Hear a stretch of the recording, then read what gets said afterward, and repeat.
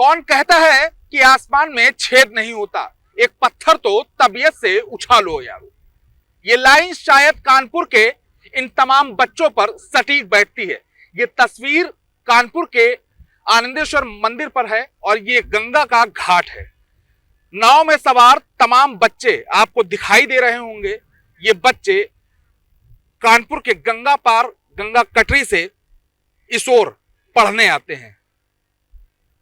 अपने भविष्य को सुरक्षित करने के लिए, अपनी जिंदगी को संवारने के लिए ये बच्चे नदी पार कर कानपुर के इस कमलेश्वर घाट पर मुफ्त शिक्षा लेने के लिए आते हैं। शायद इन्हीं में से कल कोई हमारे देश का भविष्य हो सकता है। ये बच्चे, छोटे छोटे बच्चे जो जान को जहमत में डालकर नदी को नाव पर पार करके शिक्षा लेने के लिए इस पार आते हैं और इनके साथ में आते हैं इन्हें पढ़ाने वाले शिक्षक भी। बच्चों को सुरक्षित लाने की ये कवायद और उन्हें कुछ बनाने का ये जज्बा दोनों ही ओर से दिखाई दे रहा है। ये कमलेश्वर घाट है। कानपुर के प्रसिद्ध आनंदेश्वर मंदिर में ये घाट बना हुआ है और इस घाट पर सैकड़ों बच्चे शिक्षा लेने के लिए पहुंचते हैं और तमाम कक्षा 1 से लेकर कक्षा 12 तक के यहाँ पर वो तमाम बच्चे हैं जो शिक्षा लेने के लिए यहाँ आते हैं और एक एनजीओ के माध्यम से यहाँ पर बच्चों को शिक्षा दी जाती है। ये आने वाला भविष्य भी है, ये नजीर भी हैं कि आखिर शिक्षा की ऐसी अलख गुरुओं ने जगाई है और इस शिक्षा को ग्रहण करने वाले उन बच्चों में भी ये अजब सी अलख दिखाई दे रही है। तस्वीर कानपुर की एक धार्मिक स्थल की है। ये प्रसिद्ध आनंदेश्वर मंदिर है और यहाँ पर नई राह फाउंडेशन के नाम से एक एनजीओ संचालित होती है जो बच्चों को बेहतर शिक्षा देने का काम भी करती है। तस्वीर आप देख सकते हैं कि किस तरीके से यहाँ पर नाव से सवार होकर गंगा के पार से तमाम बच्चे पढ़ने आते हैं। ये बच्चे अपने भविष्य को निर्धारित कर रहे हैं। ये बच्चे अपना भविष्य संजो रहे हैं। इन्होंने कुछ बनने का सपना देखा है और इस सपने को साकार करने के लिए नई राह फाउंडेशन इनकी राह में सार्थक हो रही है और कहीं ना कहीं एक सारथी की भूमिका भी निभा रही है। यहाँ पर तमाम बच्चे हैं जिन्हें ये वो बच्चे पढ़ा रहे हैं जिन्होंने एक लंबे समय पहले इसी एनजीओ के माध्यम से इसी गंगा नदी को पार कर शिक्षा ग्रहण की थी। आज यहीं से पढ़कर वो इस योग्य हो गए हैं कि और तमाम बच्चों को शिक्षित कर रहे हैं। हम बात करेंगे कि यहाँ पर जो इस एनजीओ को संचालित कर रहे हैं, जो लोग इन बच्चों को पढ़ा रहे हैं, उनका मकसद क्या है, कैसे वो इस एनजीओ को चला रहे हैं। आप यहाँ पर बच्चों को पढ़ाती हैं। पहले आप यहाँ पर स्टूडेंट भी थी? हाँ सर, मैं 5th क्लास से इसी क्लास में यही पढ़ती थी। यही एनजीओ में ही पढ़ रही थी। इस समय किस क्लास में है? सर मेरा बीए फर्स्ट ईयर है। बीए फर्स्ट ईयर है। तो अब आप बच्चों को पढ़ाते हैं यहाँ पर? हाँ मैं पढ़ाती हूँ यहाँ पर। कैसा लगता है? अच्छा लगता है because I want to become teacher, इसलिए तो बहुत अच्छा लगता है। तो देखिए, ये पहले यहाँ पर एक छात्र थी और बहुत छोटी सी उम्र से यहाँ पर पढ़ाई कर रही थी और अब जब यहीं पर पढ़कर ये इस योग्य हो गई हैं कि ये बच्चों को पढ़ा सकें, तो ये गांव से, ग्रामीण क्षेत्रों से, गंगा नदी से पार होने वाले उन तमाम बच्चों को आज शिक्षित कर रहे हैं। हालांकि इस एनजीओ में तमाम लोग जुड़े हैं। इस एनजीओ के माध्यम से सरकारी संस्थान हो या फिर निजी संस्थान, हर संस्थान से कोई ना कोई जुड़कर शिक्षा का योगदान देता है। फिर चाहे किसी भी वर्ग की बात हो, किसी भी संस्थान की बात हो। हमारे साथ डीसी लॉ कॉलेज की पूर्व प्राचार्य भी हैं, उनसे ही बात कर लेंगे। ये भी इस फाउंडेशन से जुड़ी हुई हैं और यहाँ पर बच्चों को शिक्षित करने के लिए अपना योगदान देती हैं, अपना बहुमूल्य समय निकालकर यहाँ पर बच्चों के पास आते हैं और इसी घाट पर बच्चों को शिक्षित करती हैं। मैम, आपका शुभ नाम क्या है? नंदिनी उपाध्याय। मैम, यहाँ पर जो तमाम बच्चे पढ़ते हैं, आइए इधर आइए, जो बच्चे यहाँ पर पढ़ते हैं, कितने समय से आप लोग यहाँ पर बच्चों को पढ़ा रहे हैं? बेटा लगभग हमको यहाँ पे 8 साल होने हैं। 15 से हम लोगों ने 14 से शुरू किया है। ये जो नितिन है ये यहाँ पहले इन बच्चों को लेके बैठता था, पढ़ाता था, और मैं यहाँ मंदिर दर्शन करने आती थी। और जब मैं दर्शन, मुझे लगता था पहले शायद ये प्राइवेट बच्चों को पढ़ा रहा है, बट फिर एक दिन मैंने इससे पूछा तो उसने बताया कि नहीं, क्योंकि मैं बड़े अभाव से पला बड़ा हूँ, तो मैं चाहता हूँ कि मेरी तरह ये जो बच्चे मुझे दिख रहे हैं इनको भी शिक्षा का अभाव ना हो। तो जब मुझे लगा कि ये इसके पास कुछ नहीं, तब इतना बड़ा दिल रखता है, तो फिर उसके बाद मैं इसके साथ जुड़ी। और उसके बाद से हम दोनों मिलके, फिर मैंने कहा जब ये इतना काम कर सकता है तो हमारे को तो भगवान ने बहुत कुछ दिया, और शिक्षा के जगत में ही मैं हूँ, तो शिक्षा के जगत से मैं सोचा कि मुझे भी कुछ शिक्षा के क्षेत्र में अपना योगदान देना चाहिए।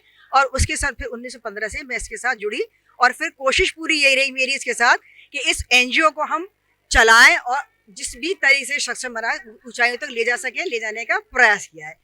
मेरा योगदान सिर्फ ये था, जैसे कि मैं बड़ी हूँ, मेंटर हूँ, संरक्षक है, क्योंकि अब एक एज हो गई है, ये क्योंकि यंग है, ये भाग दौड़ ये करता है, इसके पीछे मैं खड़ी हूँ। और हम दोनों का पूरा प्रयास यही है कि इस एनजीओ को हम लोग, पूरी कोशिश है कि जो कर सकते हैं करें। साथ में ये जितनी बच्चियां आपको देख रही हैं, ये सब यहाँ बहुत छोटी छोटी आई थी, जिनको नाम लिखना नहीं आता था। इसके अथक प्रयास से और हमारी मदद से आज ये बच्चियां इस एनजीओ को अपने कंधे पर लेकर जा रही हैं। आज ये ग्रेजुएशन कर रही हैं, साथ में हमारे बच्चों को पढ़ाती हैं। आपने लॉ एजुकेशन में बड़ा काम किया है, लॉ स्टूडेंट्स को पढ़ाया है, अब बच्चों के साथ यहाँ पर अपना समय देते हैं, कैसा लगता है? बेटा बहुत अच्छा लगता है जब इनके पास आके आप मिलिए और बैठिए। तो आप अगर कभी, जैसे मुझे बहुत परेशान होती है कभी, तो यहाँ के लगता है कि हम बेवकूफ है जो हम इतना परेशान और भगवान कर दिया, हमारे पास तो बहुत कुछ है।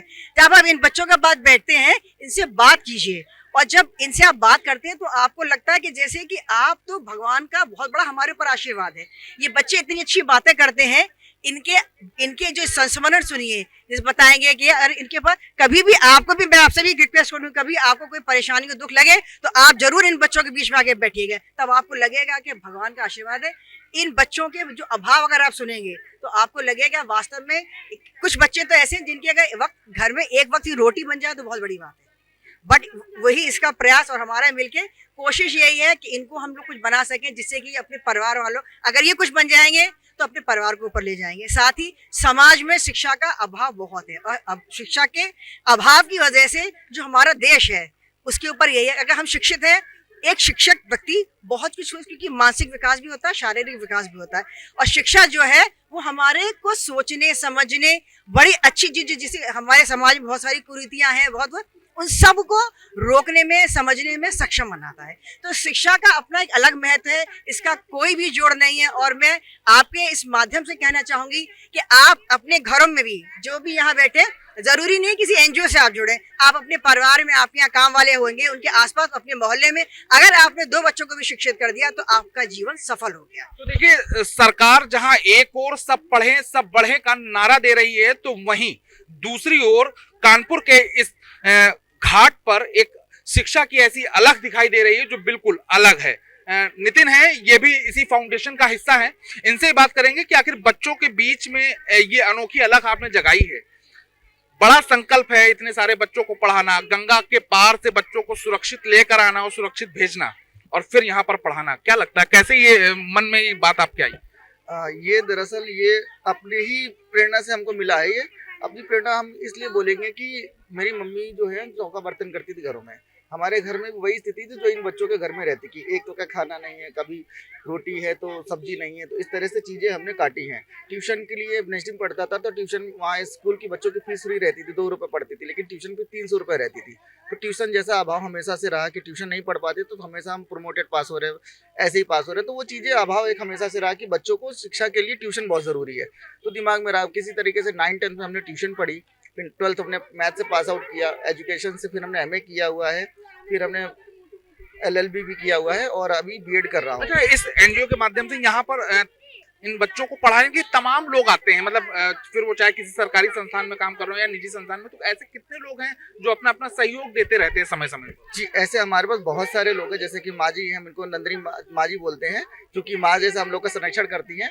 ऐसे ही हमारे पास एक पीडब्ल्यूडी के इंजीनियर है, केशव सर है, तो वो पीडब्ल्यू इंजीनियर हैं और वो उन्होंने अपना 4 साल समय दिया, जो बच्चे पढ़ रही हैं उनको फिजिक्स पढ़ाते थे वो।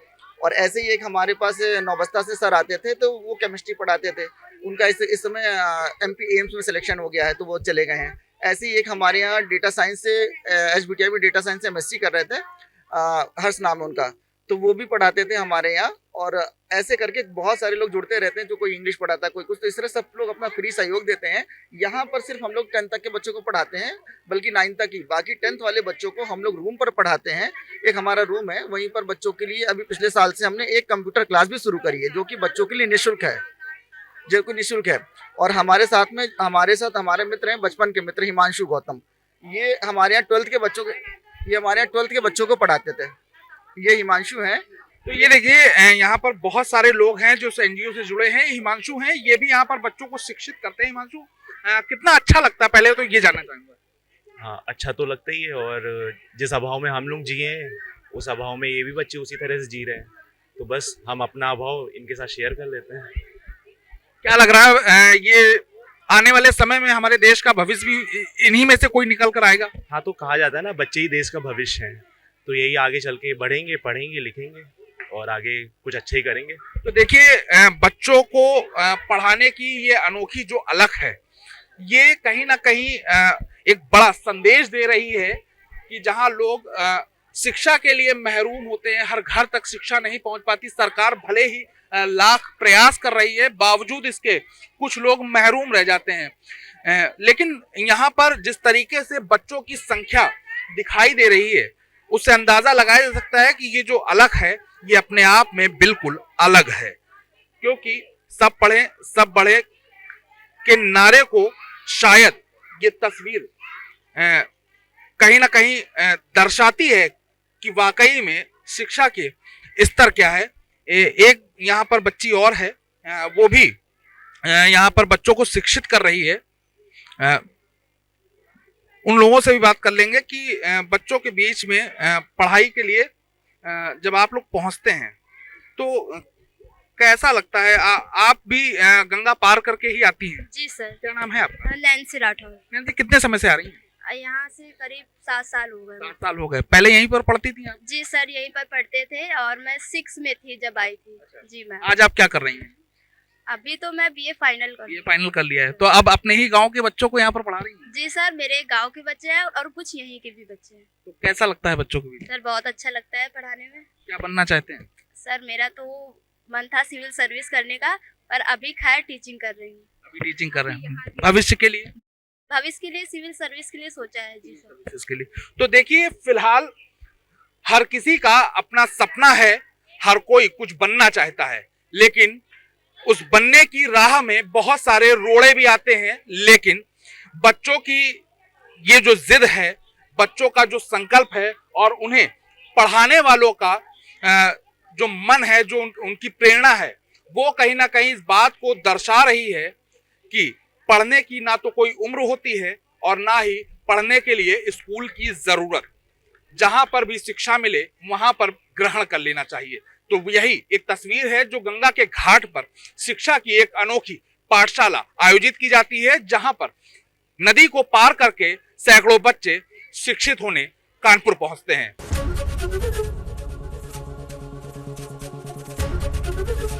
एबीपी गंगा, खबर आपकी, जुबान आपकी।